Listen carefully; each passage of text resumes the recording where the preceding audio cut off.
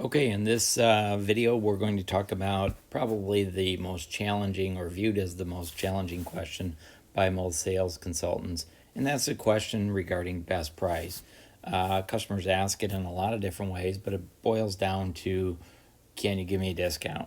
So questions like, what's your best price? Can you do any better? How low can you go? And a litany of other ways, but basically asking you, are you flexible on the price? So I really want to talk about this from a higher level, and I want to ask the question, why do you think customers are compelled to ask for a better price? After all, in most parts of our economy, you don't negotiate. You don't negotiate for gas or bread or butter or beer. We live in a non-negotiable society. There's two areas that we generally negotiate on price, and that's relating to vehicles and it's relating to homes. Homes less and less because houses sell really well, and because they sell well, there's not a lot of negotiation. And right now in the car business, let's face it, there's also not a lot of negotiation going on because of the inventory shortages. But I believe the American shopper has been conditioned largely to negotiate, or at least try us on for size. Really, they're going to ask for a better price, and I believe they're asking it because, number one, they've been conditioned, but number two, they're putting their foot in the water, they're dipping their toe in to see how flexible you are, how easy you are to work with around the subject of price. And if they ask you for your best price and all you do is resist and tell them you can't, or they tell them what they have to do, well, you have to drive it first, or let me check with my boss, all those ways are ways that when they put their toe in the water, it might not feel so great. The water might be too hot, they might get burnt.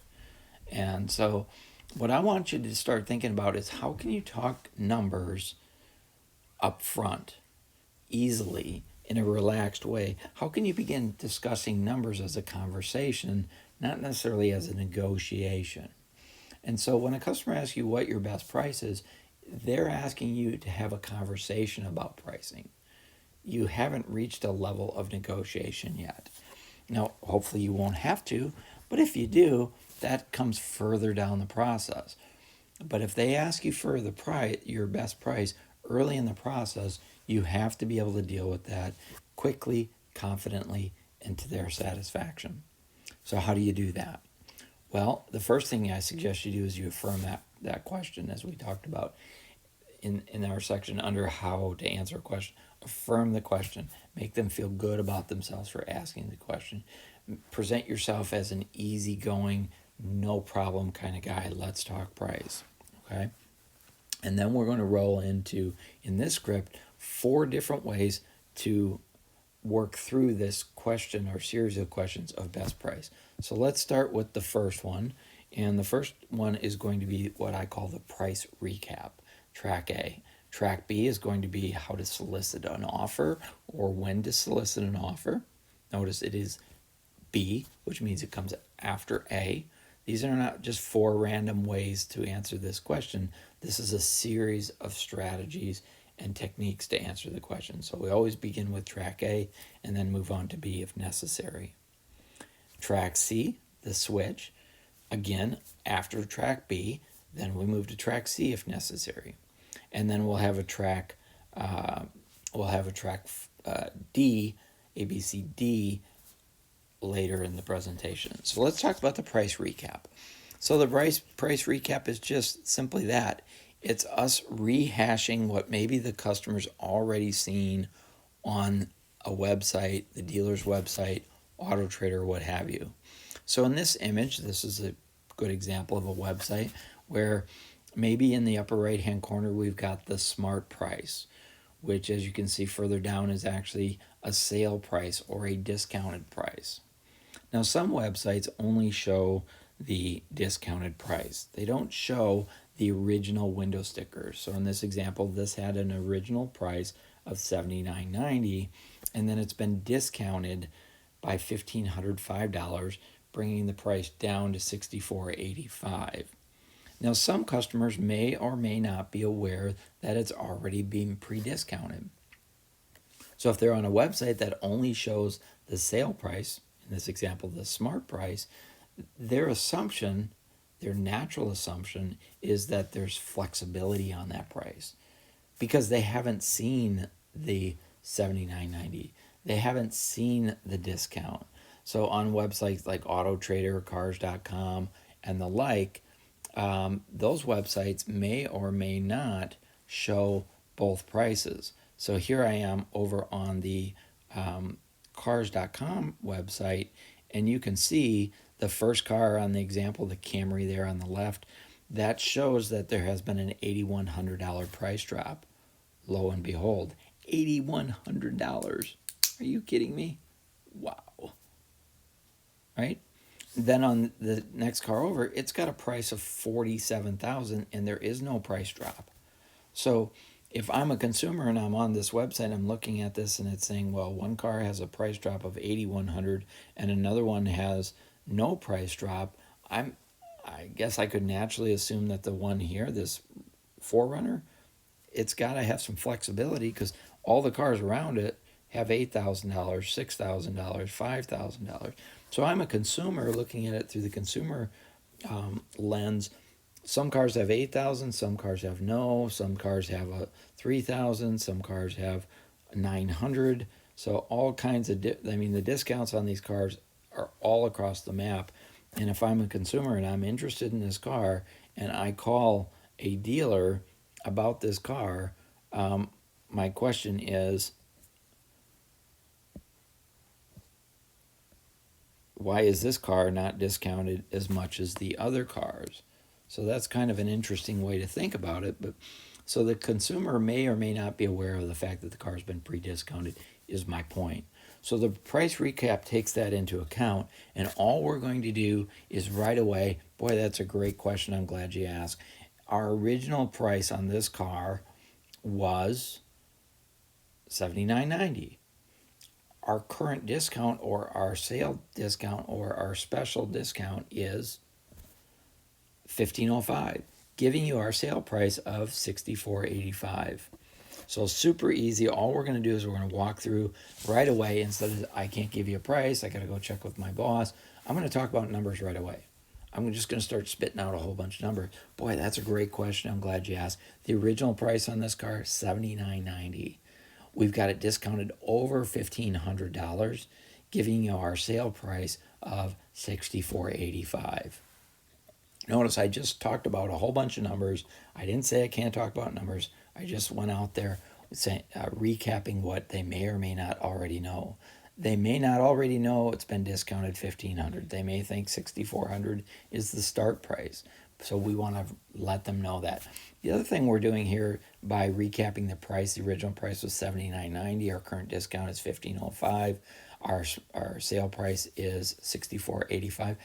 The other thing that we're doing here is we're telling them that we think it's a good deal, that we've already discounted some money. We've already set them up in this series of statements to know that, hey, there might not be as much flexibility as you think because we've already discounted it. All right, so let's walk through that once again. That's a great question. I'm glad you asked. Our original price was $79.90. We've got this car discounted a little over $1,500, giving you our sale price is $64.80. And then ask this question: is that in your range? Just ask that question. Is that in your range? And wait for a response. Now there's two responses you're going to get, or you may get a third with a caveat. So the first response you're going to get more often than not is going to be yes, it's in my range. Is that in your range? Now, why are you going to get a yes most of the time? You're going to get a yes most of the time because they're on a website and they've searched down the list and they decided to call on that car because it was close to their range. If they're looking to spend $6,000, $7,000, $5,000, they might call on a $6,500 car. But if they're looking to spend $2,000, they're probably not calling on a $6,000 car. Now that's an extreme example, but if they're calling you on a $20,000 car and you ask them if it's in their range, they're probably going to say yes, because they wouldn't call you if it was a $40,000 car. Most people wouldn't. And that's really what we're talking about. We're talking about most people are going to call or engage with a car dealer on cars that are in their price range already. They've already pre-filtered it online. So I want to ask that question. Is that in your range? If they say yes, what we want to do is we want to close. Great. When would you like to take your first spin, today or tomorrow? Okay. Remember, our goal here was to answer their question quickly, confidently, and to their satisfaction. So how do we do it quickly? Simply put, we just go right into it. Boy, that's a great question. I'm glad you asked. The original price was $79.90. Our discount's a little over $1,500, giving you our sale price at $64.80. Is that in your range? If they say yes, we close and we give them an alternative choice. Great. When would you like to take your first spin, today or tomorrow? Okay. The next answer could be no. Okay. And there's two versions of no. That's why earlier I said there's three answers. There's the yes, there's the no, and there's the no maybe. So the no maybe is going to move us into the no solicit offer. So if I say, is that in your range, and they say no, we're going to use this strategy solicit offer. Okay? And the strategy solicit offer begins with a small number.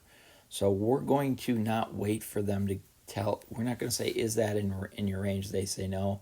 We're not going to say, well, what were you thinking, and let them throw a number at us. You cannot pause at this stage. You hit them with, is that in your range? They say no. You say, You've got to wince or be surprised, and then say to them or ask them the question, what were you thinking? Maybe another 200 or 300? Now that might sound like a small or ridiculous amount to you, but that's you putting your value on the discount. You think it's 200 or 300 is low. But remember earlier up, when we originally looked at this car and we did our price recap, we told them there's a $1,500 discount on this car. So 200 to 300 now takes our discount up to as much as $1,800 on an $8,000 car. The reason I want to go with the small, is that in your range? They say no. What were you thinking? Maybe another 200 or 300? The reason I go with the small one there is because I've already given them a big discount. I've already talked about the big discount. So a good negotiation tactic is to go big, go small, go big. But we're going to go big, go small, or maybe another 200 or 300, and then wait for them to respond. Okay? Wait for them to say yes, or wait for them to respond yes or no. This is where the maybe comes in, because a lot of times they'll say, no, I was thinking maybe another 500. Okay? So if you say, were you thinking maybe another 200 or 300, they're going to try to bump you because they think they're in a negotiation process. I don't want to go into negotiation. I just want to get them behind the wheel. So what were you thinking? Maybe another 200 or 300? No, I was thinking maybe another 500. No problem. So they're just saying yes, maybe, no, maybe. If I'm offering them another 200 or 300, I've got 15 off. I've offered another 200 or 300. I'm probably going to be able to put a deal together at another 500 off, maybe. But I do know that we're not going to lose a deal over 500 at most dealers. So if they say, no, I was thinking maybe another 500, you need to be relaxed about it. Say, no problem. Let's get together, take it for a spin, and work out the details and close. When would you like to do that, today or tomorrow? When would you like to get together, today or tomorrow? So it's just a small, casual conversation. Well, what were you thinking? Maybe another 200 or 300? Well, no, I was hoping to get maybe another 500. No problem. Let's do this. Let's get together, take it for a spin, and we'll work out the details. When would you like to do that? Today or tomorrow? Boom. Just that easy. But it's got to be well rehearsed. It's got to be natural. You have to role play this with another salesperson. Play it with me. That's a great question. I'm glad you asked. The original price was $79.90. Our sale discount is a little over $1,500, giving you our sale price of $6,485. Is that in your range? No, I was hoping you could do a little better. Well, what were you thinking? Maybe another 200 or 300? Wait for the response. Well, if you could do 500 more, maybe. No problem. Let's do this. Let's get together, take it for a spin. If the car is everything you expected it to be, we'll work out the details. When would you like to do that? Today or tomorrow? So keep it very casual. We've just talked about a whole bunch of numbers. I haven't fought them on any numbers, right? When I said no problem, I didn't say no problem to the 500. I said it's no problem for them or me. Let's get together, drive the car. We're not going to lose a deal over 500, and they're probably not going to walk on the car they really want over 500. We'll put something together here, okay? So you will. So let's work out the details when they get there. Now, let's say that they say, no, I was thinking a lot more off. I was thinking like $2,000 more, right? That's when we're going to go to Plan C, the switch. And that's when we're going to talk about alternative vehicles, offer them alternatives, no problem. As I mentioned, we have 4 or 5 others. Let's see if one of those will work for you. Okay, and discuss other vehicles. Turn toward the other alternatives. Remember earlier in the call when I came back from the call and says, looks like we have 4 or 5 cars, including the one you're calling in on, and when would you like to drive it? This is where we planted the seed for the switch. So oftentimes, if you've already discounted $1,000, $1,500, $2,000 off of a car, and they want another $1,000, $1,500, $2,000 off of a car, you need to offer that switch. Not because you're trying to get them not to buy this car, but you're trying to get their thinking up on this car, right? So they might be set on, hey, I need $2,000 more off because I'm looking for a $4,400 car, right? You got to find them a $4,400 car.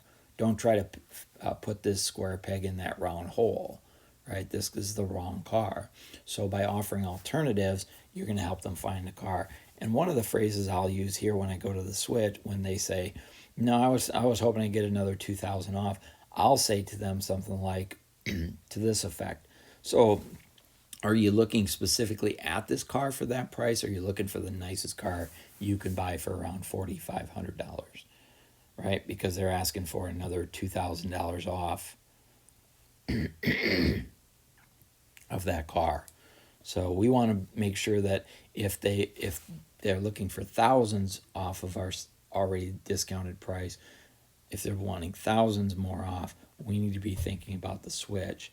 And that first conversation about the switch, or the mention of a switch, or the mention of alternatives, should have happened way back in the phone, early in the phone call. All right, no problem. As I mentioned, I have 4 or 5 others just like it. Are you looking specifically for an Avalon, or are you looking for the nicest car you can get for, let's say, $4,500? Usually in this low price range, this under $10,000, they're looking for the nicest car they can buy for around $10,000.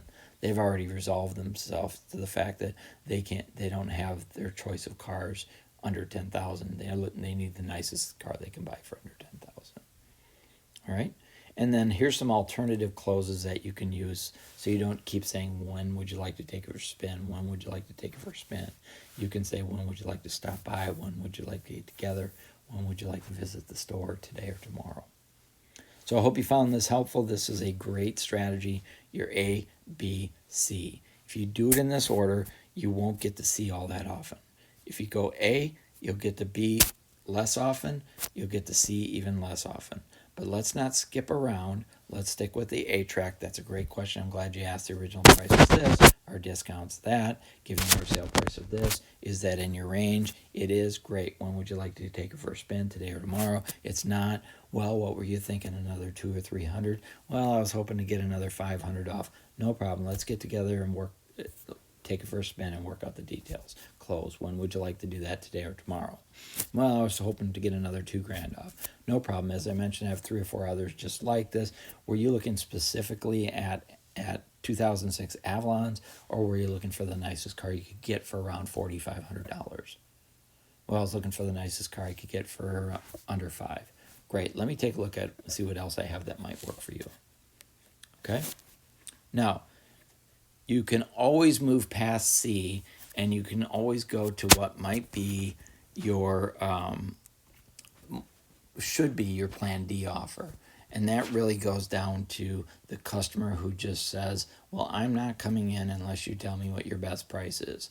I live in Tahiti and I'm not flying over there unless I know what your best deal is.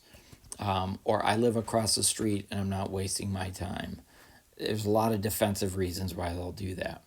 And if you've done A, B, C, and D, using D, A, B, and C, using D is your last ditch. You can always go talk to your boss about a better price. You can always get their number and call them back. You could, in fact, that might be your A plan today. Call your boss, get their number, call them back. I got to talk to my boss, and he's not going to be happy to talk to him about price over the phone either. So that's always your option. That's your F, A, B, C, D. Get rid of E and F, your failure option, right? I like D. Mr. Customer, if after you've had a chance to drive the Avalon, you still want a better price, you're welcome to make us an offer. When would you like to do that, today or tomorrow? Right? Don't make me an offer on a car that you haven't seen, because your offer might be too high after you've driven it. You don't know that.